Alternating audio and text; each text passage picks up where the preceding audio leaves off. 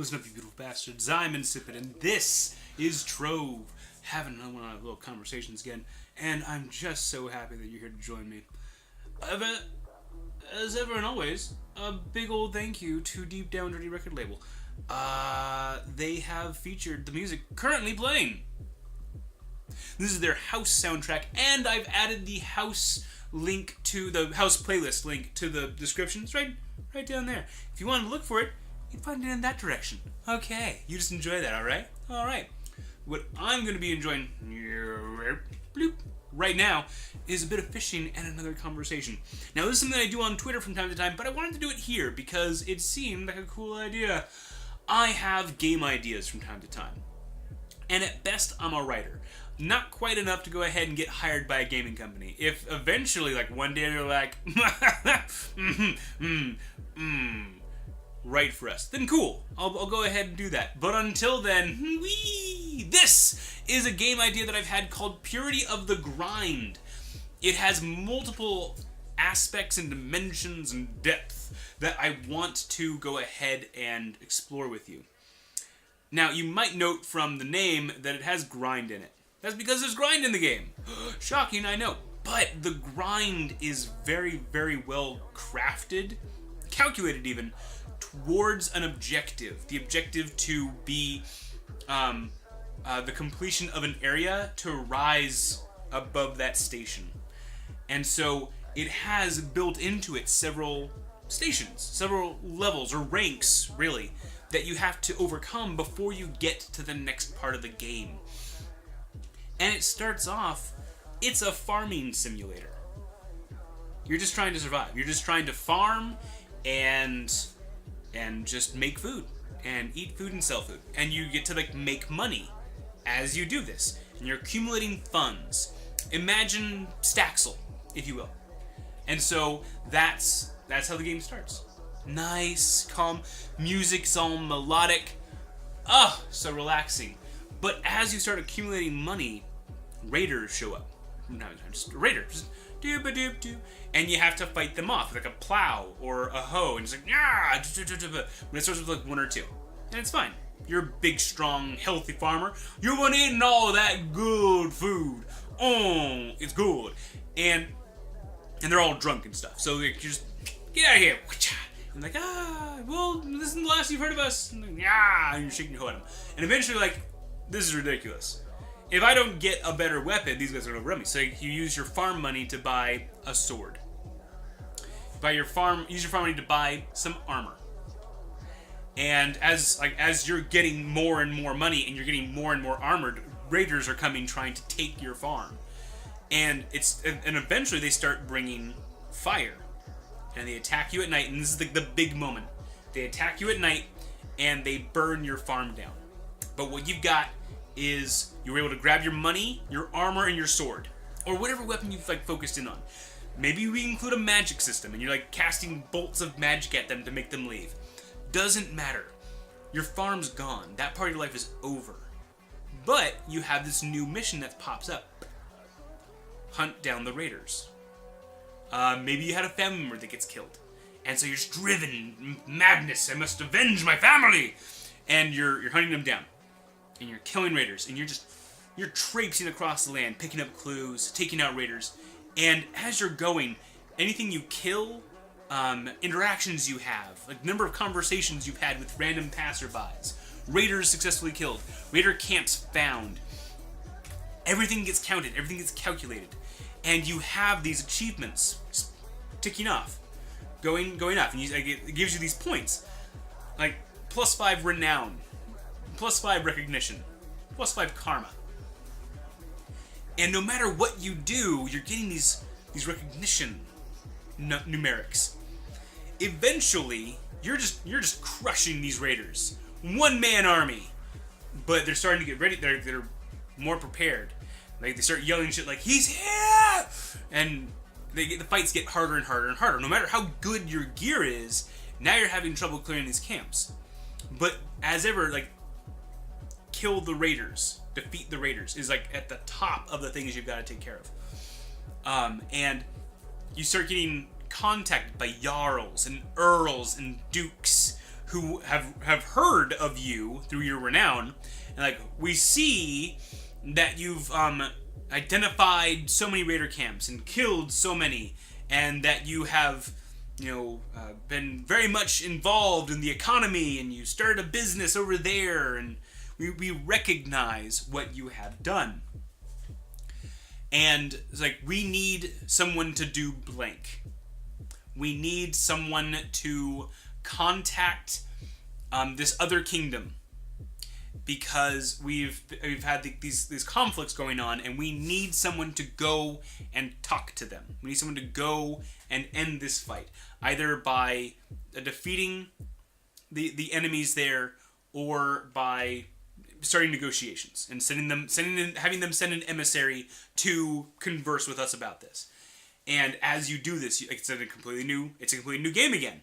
So you were a farmer, then you were a raider killer, now you're a diplomat. A diplomat who sometimes stabs people, but it's a new set of skills.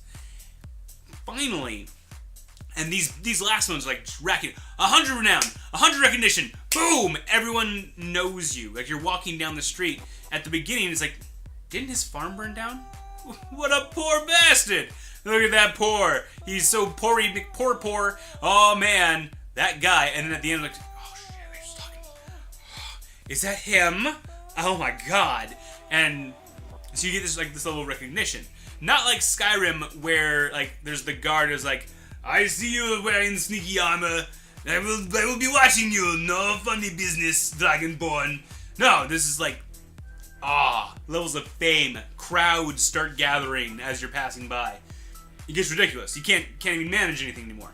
Getting anywhere, people are like, it's him. Oh god. And so you can't do anything. Finally, the king summons you. Like, for the final level of the game. You are, I don't know. That's like the one aspect I haven't figured out at this point. I don't know what this last part is. Does he want to make you a successor? Does he want to have you help him establish a republic? Does he need access to your network of contacts?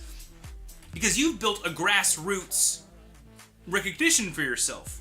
The town that you started out in, that you were bringing stuff to the market for, they've seen you go from farmer to, the man who talks to the king. And so, like, from that standpoint, your home city has like, grown and prospered and has a lot of recognition. And so there's like everything you've done starts influencing the world around you at these upper levels. You have contacts. You have people that owe you favors. And I think that's kind of the important part compared to a lot of other games. On one end, it records so much of what you do. I always loved GTA for recording how many helicopters are blowing out of the sky, but this game records everything. Every region that you go into, you have the potential to have the Earl or the Jarl contact you and ask you to come in to help because of how much you have done, how big of an impact you've had in their region. And so you could go anywhere in the world and have that region lift you up to the top. And each region that you choose determines how you have to finish the job, because each of them has different mission sequences. And so, in so many ways, it's not about building a character that becomes amazing. It's about choosing the experiences that shape the character. The only other thing that kind of comes to mind for comparing that is if you think about Pokemon IV training, where you're not going out to fight Bellsprouts because you like looking at Bellsprouts as they get knocked out. No, you're attacking them because fighting Bellsprouts increases your special attack. And you're trying to maximize your special attack IV. And so by choosing the experiences carefully that shape your character, you can min-max your character to the top. And so that's what I'm seeing for this game. And again, I want to call it purity of the grind, because again, at each of these levels, you are engaging in activities that get recorded, and you could do a complete run. You just fill out every achievement, but that would be a tad bit laborious. it's the grinding shapes you. You don't choose the grind, so to speak. There are so many games that have that kind of grind in them, or they have the reward for exploring.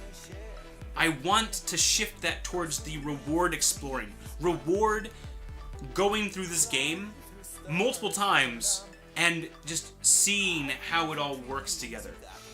And it would take an exceptional team to really weave that together to see how those different combinations work together. It could very easily be that you started out as a mage, but then you started taking up the blade, and now you're a mage blade. Or you started out as an archer who took on blades, now you throw knives. There's all these different ways that it could shape itself, and that's the game idea. I have now shared my game idea with you. Maybe it's not a good idea. Maybe it's supposed to be 3 separate games. Maybe it's a farming simulator. Maybe it's a Skyrim simulator, and then maybe it's a diplomacy game. And I'm being dumb for trying to squeeze them together. But Spore did it, and they turned out an amazing, amazing game. So maybe that's the problem. Maybe I want to make a Spore game. But regardless, that's my game idea. That's how I would like to go. I did pick up some inspiration from ESO Online. Elder Scrolls Online. ESO Online. Online Elder Scrolls for ending Scrolls Online.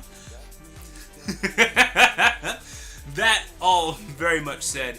I appreciate you guys listening on my ramblings about this game I would like to make. And until next time, it's been absolutely fantastic having you, and I hope you have a great day. Take care, everybody.